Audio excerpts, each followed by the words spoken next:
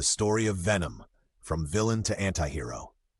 Today, we're diving into the dark and twisted world of one of Marvel's most intriguing characters, Venom. You might know him as Spider-Man's formidable foe with a terrifying grin and a taste for chaos, but there's so much more beneath that inky black exterior. From his origins as a villain to his complex journey towards becoming an anti-hero, Venom's story is one filled with conflict, redemption, and of course, a whole lot of symbiote shenanigans. But how did a simple alien organism become one of the most iconic figures in comic book history? What drives Venom's insatiable hunger? And why has he sometimes teamed up with the very heroes he's clashed with? In today's video, we'll unravel the complex tapestry of Venom's character, from his early days causing trouble for our friendly neighborhood Spider-Man, to his evolution into a protector with a lethal edge. Let's plunge into the shadows to explore the captivating journey of Venom. Whether you're a hardcore comic book fan or just curious about this enigmatic character after watching the recent movies, we've got you covered. Let's get started. The origins of Venom. Our story begins in the vast expanse of space. Back in the 1984 comic series Secret Wars, Spider-Man finds a strange black substance on an alien planet. This isn't just any goo. It's a sentient alien symbiote looking for a host. The symbiote forms a sleek black suit around Spidey, enhancing his powers and giving him a fresh new look. But all is not as it seems. The symbiote has a mind of its own, and it's starting to take control. Little did anyone know, this was the birth of a new and menacing force in the Marvel Universe. The symbiote's bond with Spider-Man. At first, Spider-Man is thrilled with his new suit. It's stylish, boosts his abilities, and even generates its own webbing. Talk about convenience. However, Peter Parker soon realizes that the suit is affecting his personality, making him more aggressive and unpredictable. Concerned about these changes, he seeks help and ultimately manages to separate himself from the symbiote using the power of Church Bell's sonic vibrations. The symbiote, feeling rejected and enraged by Peter's abandonment, seeks a new host, one who shares its bitterness towards Spider-Man. Eddie Brock's background. Enter Eddie Brock, a disgraced journalist whose life is in shambles. After falsely identifying a serial killer in a news story, Eddie is exposed by Spider-Man, leading to his downfall. Desperate and seething with hatred towards Spider-Man, Eddie finds himself in the same church where Peter discarded the symbiote. Fate intervenes as the symbiote senses Eddie's hatred and bonds with him. The fusion of Eddie's vendetta and the symbiote's resentment towards Spider-Man gives birth to Venom, a creature who knows all of Spider-Man's secrets and is immune to his spider sense. Together, they become a formidable force, hell-bent on exacting revenge. Venom as a villain. Venom wastes no time in making Spider-Man's life a living nightmare. Unlike other villains, Venom doesn't set out on city-destroying rampages. Instead, he targets Peter Parker directly, even terrorizing his loved ones. With his ability to bypass Spider-Man's spider sense, Venom becomes one of Peter's most dangerous adversaries. Their battles are intense and personal. Venom shows up at Peter's home, threatens Mary Jane, and plays mind games that push Spider-Man to his limits. It's not just about physical dominance, it's psychological warfare. Venom wants Spider-Man to suffer, to feel the same pain and humiliation that Eddie endured. Notable villainous story arcs. One of the most significant story arcs is Venom, Lethal Protector. Although this marks the beginning of Venom's shift towards anti-hero status, it still highlights his antagonistic relationship with Spider-Man. In this storyline, Venom moves to San Francisco and ends up in conflict with both Spider-Man and a group of sinister villains. Another key arc is Spider-Man: Birth of Venom, which compiles the early tales of Venom's vendetta. Here, we see the depths of Venom's obsession, including moments where he kidnaps loved ones and sets elaborate traps. There's also Maximum Carnage, where Venom teams up with Spider-Man to stop Carnage, a spawn of the symbiote bonded with a serial killer. This uneasy alliance still doesn't erase Venom's villainous tendencies, but it sets the stage for his gradual transformation. The evolution towards anti-hero. Over time, Venom's singular focus on destroying Spider-Man begins to wane. Both Eddie and the symbiote start to develop a twisted sense of morality. They perceive themselves as protectors of the innocent, albeit in a brutal and unforgiving manner. Venom still holds a grudge against Spider-Man, But he's no longer solely consumed by it. His actions become more complex. He's willing to harm criminals and those he deems deserving of punishment. This shift is rooted in Eddie's own code of ethics and the symbiote's adaptive nature. Together, they redefine their purpose, setting the foundation for an anti-hero role. In Venom, Lethal Protector, Venom moves to San Francisco to start anew. Here, he takes on the role of a vigilante, protecting a community of underground dwellers from corporate villains.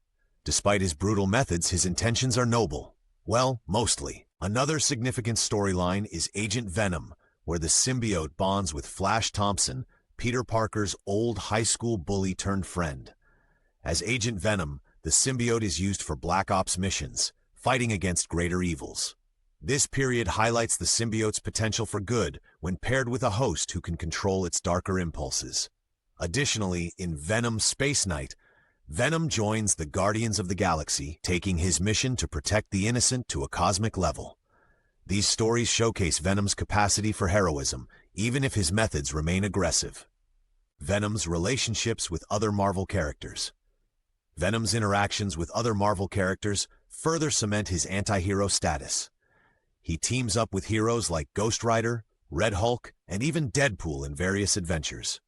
These alliances are often temporary and fraught with tension, but they reveal a side of Venom that can work towards a common good.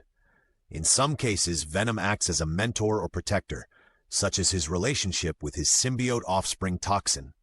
His complex dynamics with characters like Carnage highlight his willingness to combat greater evils, even if it means siding with former enemies.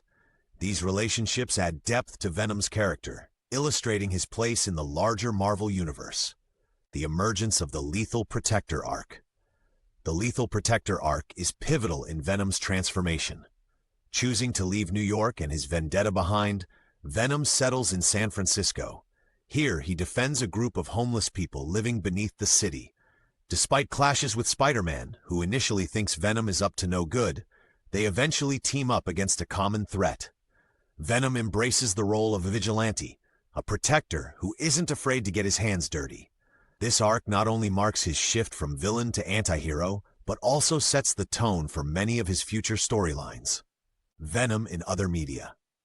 Venom has made his mark outside of comics, notably in animated television series. In the 1994 Spider-Man animated series, Venom's storyline closely follows the comics, showcasing his transformation from villain to reluctant ally.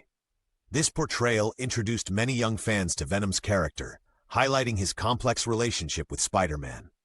The symbiote saga was a significant part of the series, spanning multiple episodes. Venom also appeared in Spider-Man Unlimited and The Spectacular Spider-Man, each time with slight variations but maintaining his core characteristics. These animated versions helped cement Venom's popularity, bringing his menacing yet captivating persona to the screen. Venom made his cinematic debut in Spider-Man 3, 2007, portrayed by Topper Grace. In this film, the symbiote first bonds with Peter Parker, amplifying his darker traits. Cue the infamous dance scene. After Peter rejects the symbiote, it finds Eddie Brock, a rival photographer. While the film attempted to capture Venom's essence, many fans felt it didn't do the character justice. The limited screen time and deviation from his comic origins left audiences craving a more faithful adaptation. Fast forward to 2018, Venom gets his standalone film with Tom Hardy taking on the role of Eddie Brock. The movie explores Eddie's life as a journalist, investigating the nefarious Life Foundation. When he bonds with the symbiote, they become Venom, a conflicted character who battles both internal and external foes. The film embraces the anti-hero aspect, showcasing Venom's lethal methods while fighting against bigger threats. Though it received mixed reviews, fans appreciated Hardy's performance and the dynamic between Eddie and the symbiote. In Venom Let There Be Carnage, 2021, the stakes are raised with the introduction of Carnage, played by Woody Harrelson. The sequel dives deeper into the symbiotic relationship and the challenges they face coexisting. The film balances action, horror elements, and even humor, highlighting Venom's place as a complex character in the cinematic universe. The post-credits scenes also tease potential crossovers, much to the excitement of fans eager to see Venom interact with other Marvel heroes on the big screen. Venom has been a staple in video games, appearing in titles like Spider-Man and Venom Maximum Carnage, Marvel vs. Capcom series, and Spider-Man games across various platforms. His abilities and unique gameplay mechanics make him a fan favorite.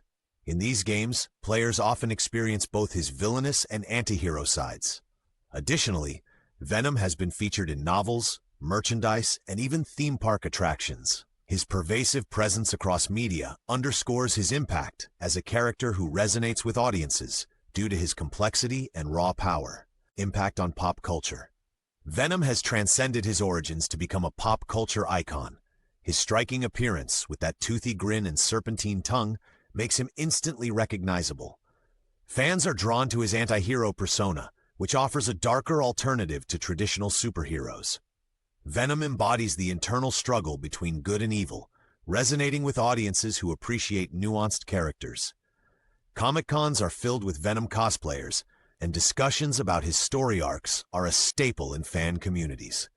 His popularity is a testament to the character's depth and the talented creators who've brought him to life over the years. From action figures and apparel to posters and collectibles, Venom's image is emblazoned across a myriad of merchandise. He's a marketing powerhouse, appealing to both longtime comic fans and new audiences introduced through movies and games. Venom has also influenced other media, inspiring characters in different franchises that explore similar themes of internal conflict and duality. His presence in theme parks, such as rides and attractions, further cements his role in popular culture. Venom isn't just a character. He's a phenomenon that continues to grow and evolve, much like the symbiote itself. Venom's legacy in the Marvel Universe. Venom's journey from villain to anti-hero adds a rich layer to the Marvel tapestry. He's more than just a Spider-Man adversary. He's a standalone character with his own stories, challenges, and triumphs. His legacy is one of complexity, demonstrating that even the darkest characters can have a path to redemption. The future of Venom as a character. As the Marvel Universe expands, both in comics and on screen, Venom's role is bound to grow. With potential crossovers and new storylines on the horizon, fans can look forward to seeing more of this enigmatic character. One thing's for sure, Venom will continue to captivate and surprise us.